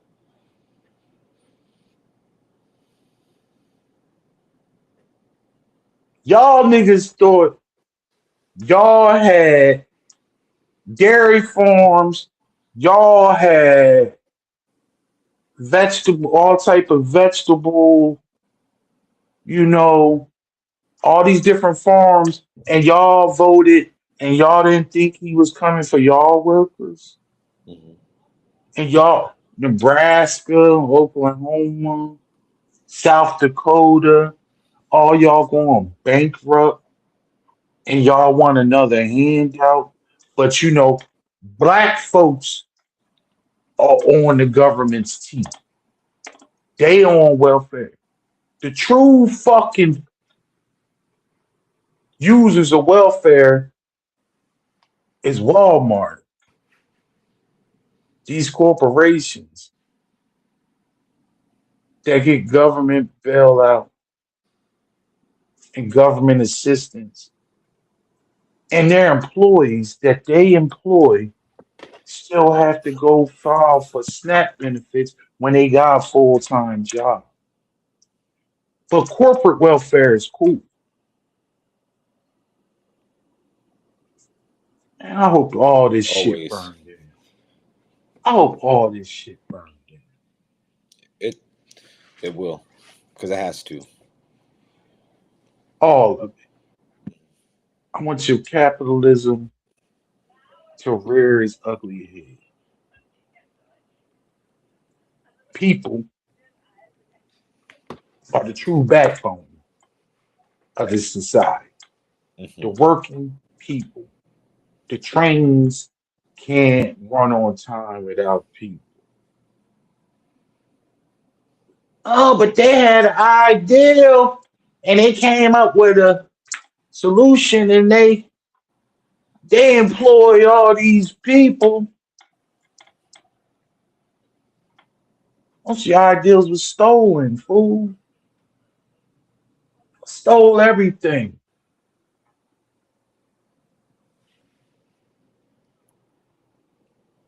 Yeah, let me tell you a little story, and I don't know if you know this. Did you know Donald Trump's grandfather uh who was from Germany, left Germany and came to America because he didn't want to do military service? I'm not sure I knew that. Yeah, no, this is fast. I'm just telling you. His grandfather left Germany because he did not want to participate in military service. Came to America illegally, illegally. Tried to start a business, failed. So obviously that must be in the gene pool.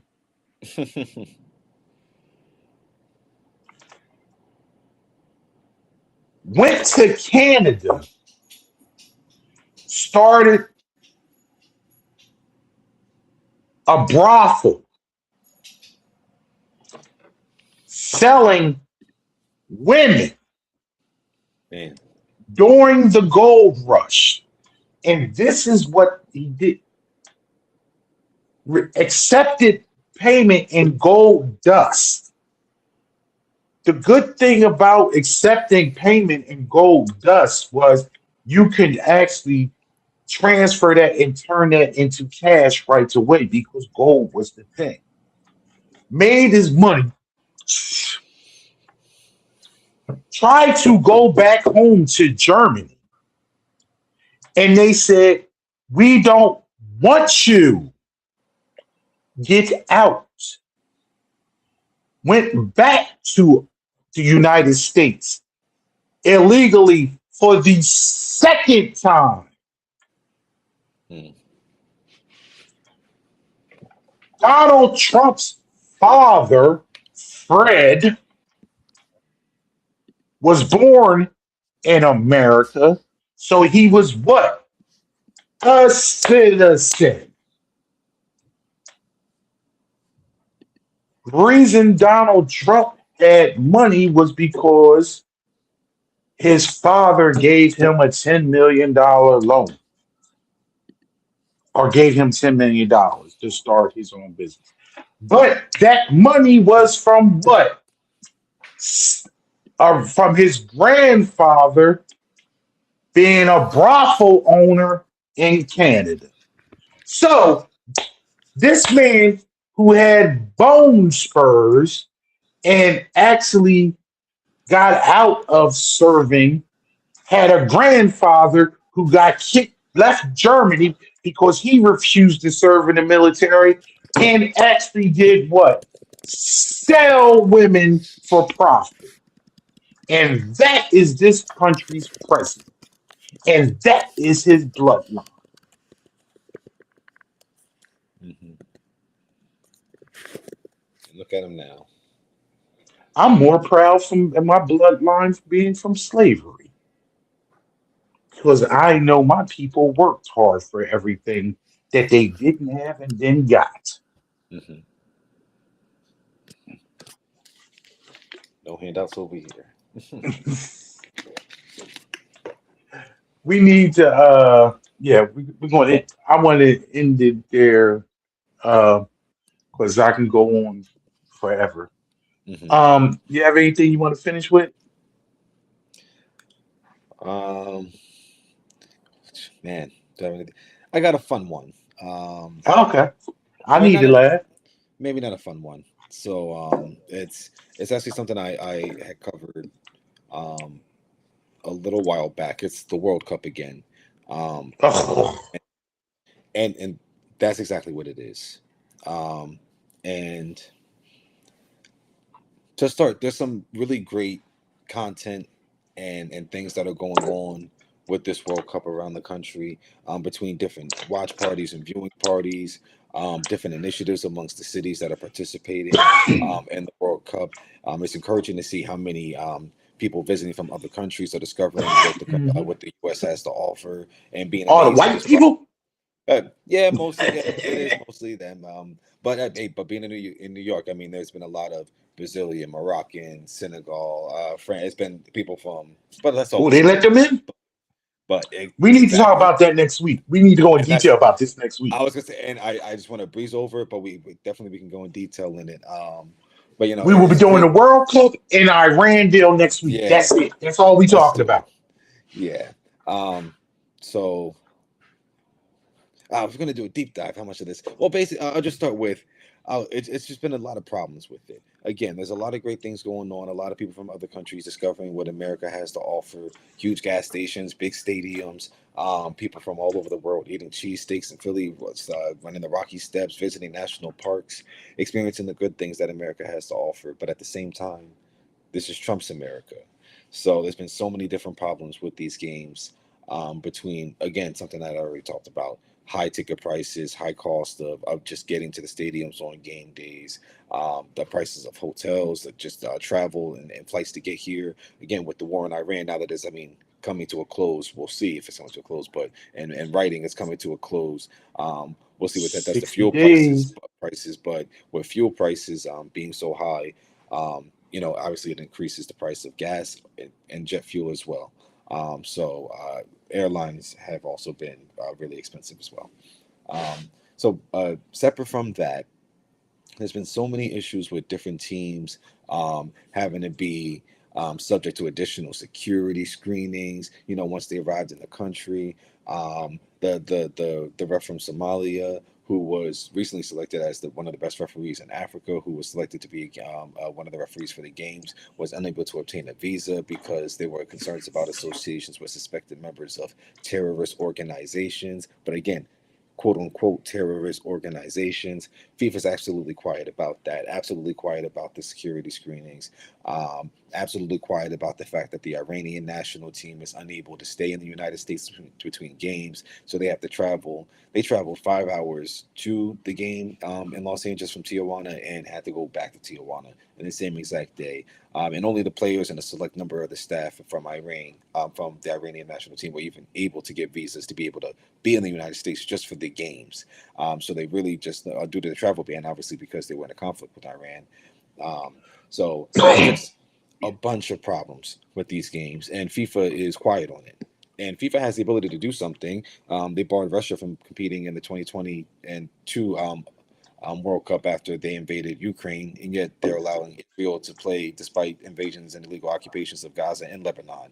And FIFA they've been backwards, or been over backwards to appease Donald Trump. They created a peace prize for him, even though he's done nothing at all to promote peace anywhere, home or abroad. And they're silent on all of these abuses. And as a host country, one of the host nations, we're supposed to be, there's certain like regulations and things that we're supposed to be accommodating, and we're simply not doing that. And it's just interesting. Like you said, we can do a deeper dive next week, but we're just showing our ass in a good way, showing like what we have, like again, to offer as America, all the great things, again, the parks, the cities, the people, the food, the coach, some of the culture, all those things. But we're also showing we're a little racist, we're a little hateful, we're a little bit of this and that, and we can choose whether or not you're going to be here. We can choose whether or not one of the goalies who just so happens to be famous from a good performance, yeah, we can let his mom in who was having visa issues and restrictions and stuff like that. But other people who are trying to get in, nah, we're not going to give you a visa simply because we don't like the country you're coming from. We don't like the color of your skin. And again, France, the people from France, people from the UK, people from Norway, they're not having, South Africa, they're not having any problems getting in. It's the people from Uzbekistan. It's the people from Senegal, from Uruguay. It's the people from Somalia, different places in Africa that are having troubles and issues trying to get into the Middle East, trying to get into the country to support their home countries in these World Cup games. And it's really a shame because it's a great thing to be able to play host to these games. It's about bringing different people together, and that's what the spirit of the country is. So the fact that we're ruining it, I mean, again, ultimately, at the end of it, it might be a great thing overall, not the specific things that are going on, but the games, like, people are really into it, the excitement and all that kind of stuff. So maybe we'll see how much that outweighs all the negative things that are going on. But there's just way too many negative things going on to explain. But like you said, we can do a deeper dive into it next week. Yeah, and I want to because it's not something to just gloss Yeah. over, and said the same thing. And I want to actually we'll go over the Iran deal if it actually signed it, and my thoughts about, because it's a 60-day process, and the actual with talking about the Iran deal, what 47 actually said on the record yesterday, he actually sounded like he had a moment of clarity and he was like a real fucking person. If you can check that clip that he talked about Israel, Mm-hmm. it was just wild because I couldn't believe he actually said what he said. It sounded like JFK. Or it's only two presidents in history that's actually broke with Israel and actually said something to try to hold them accountable. John F. Kennedy and Ronald Reagan, and they both were shot. We'll leave it at that right there for now and discuss it more. But yeah, it's Mm-hmm. a lot of things are coming ahead with the little country in the Middle East. Mm-hmm. The size of New Jersey. And we didn't even talk about Tom Kane Jr. Shit. That's I really want to know where he at. Is he with us? Look, Because it's the weirdest thing ever. Like, very strange. for full disclosure, we are originally from New Jersey, and his father, Tom Kane Sr., was, you wouldn't remember this. I remember this as a child. He was governor, and he was a Republican, but he was the true sense of a moderate Republican that won the state, him and Christy Whitman, who were Republicans in blue states because they were truly moderate. And you could actually see yourself voting for them because you may had because damn, I'm going off on a tangent again, and I don't want. But it's just where as though they might had some social differences in your opinion, but it was a time where as though they still fell into place with other things that you could actually vote for. So whereas though back in the day you didn't have a purity test and you knew that you're not going to agree with a politician totally, but are they going to do X or Y things to me for me to make my life better? And you would vote for a moderate Republican because they weren't extreme. That was the politics. That's how a Christy Whitman, that's how a Tom Kaine, and that's how a Chris Christie could be governor and still work with a Cory Booker in Newark and get things done. Because it was like, okay, we don't agree on abortion. We don't agree on Social Security. We don't agree on this, but this is what we do agree with. So, oh yeah, I can work with you on that type thing. That's a whole other thing. But we want that people. Tom Kaine. Last vote was in March on March 5th. Yep. Been MIA. Been MIA, but he's still been trading on the stock market. But of course he has. And when it comes to public events, his staff is going around in public events. They say he has some type of illness, but they haven't disclosed what the illness is. But it's to the point. What I don't understand is you can't do a FaceTime, you can't make a video, you can't do anything. This is 2026. Yeah. This is not FDR's time, where as though he's in a wheelchair and nobody knows it. Yeah. Because you can hide that shit. I don't. Yeah. I'm confused. I'm a smart man and I can't get it. And also the thing is that you can't work remotely. You can't vote remotely in Congress. Right. So he hasn't voted in Washington. You need to be since March 5th. Yeah. So he hasn't been doing his job. But he ran unopposed. He's running for re-election in November, but he ran in a primary unopposed. Ridiculous. That is just another man. I swear to God, if I find out this man is not with us anymore, and this is a whole Imagine, but they keep the majority in the House. And we also need to deal with in the coming weeks with the gerrymandering, and we just need to dig into how this. I believe this gerrymandering is going to backfire because I think people are just going to vote.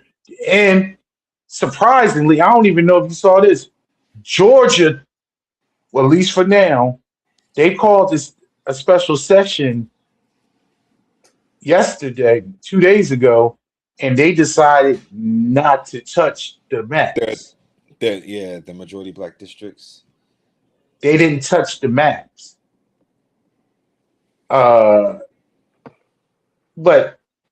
it'll be coming again for the 28th, but Sure. they didn't want to deal with it now. That really surprised me. It's a win now, but it's a I'll see y'all later type thing. Yeah, for sure.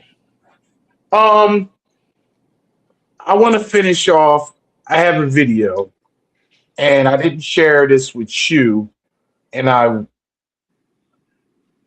want to share this with our our audience.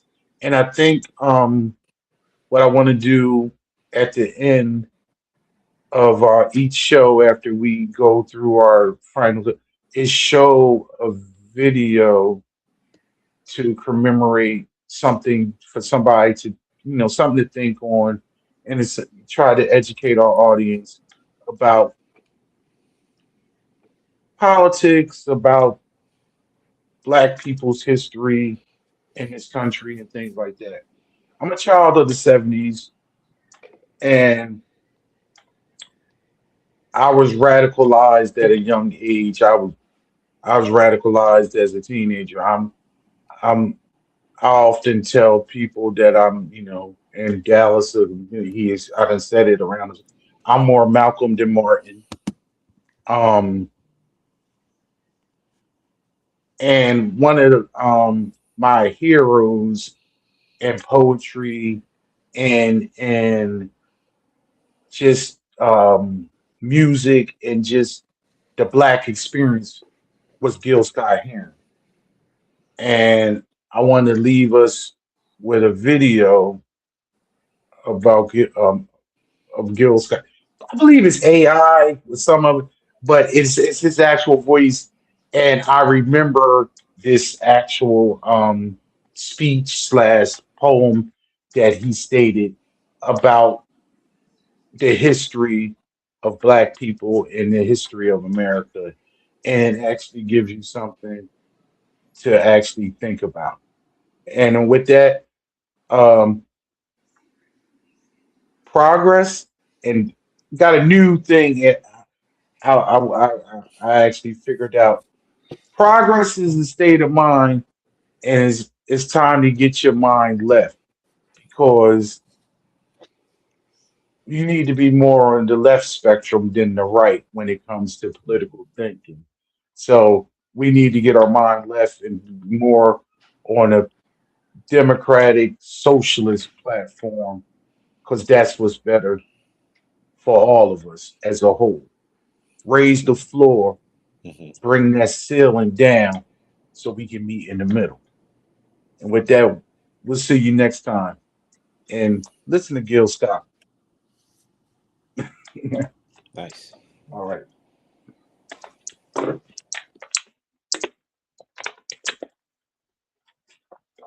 About our yesterdays and digging through the rubble.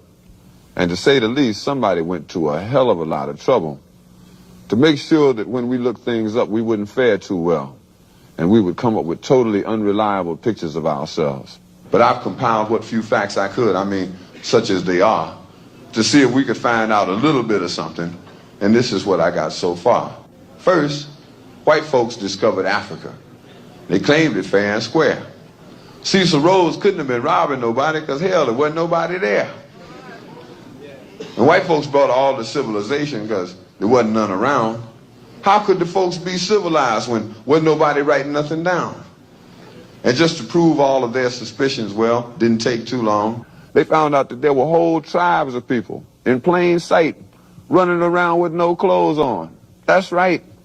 The men, the women, the young, and the old righteous folks covered their eyes. And no time was spent considering the environment. Hell no, this just wasn't civilized. And another piece of information they had, or at least this is what we were taught, is that unlike the civilized people of Europe, these tribal units actually fought.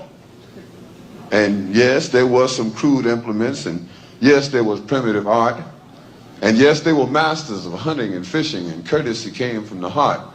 And yes, there was love and medicine, religion, intertribal communication by drum, but no paper, no pencils, and no other utensils, and hell, these folks never even heard of a gun.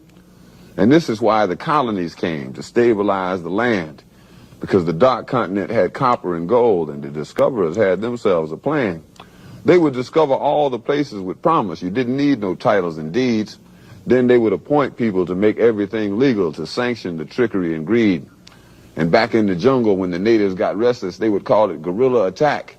And they would never describe that the folks finally got wise and decided that they would fight back. And still, we are victims of word games. Semantics is always a bitch. Places once referred to as underdeveloped are now called mineral rich. And the game goes on eternally. Unity kept just beyond reach. Egypt and Libya used to be in Africa. They've now been moved to the Middle East. There are examples galore, I assure you. But if interpreting were left up to me, I'd be sure every time folks knew this version wasn't mine, which is why it is called his story.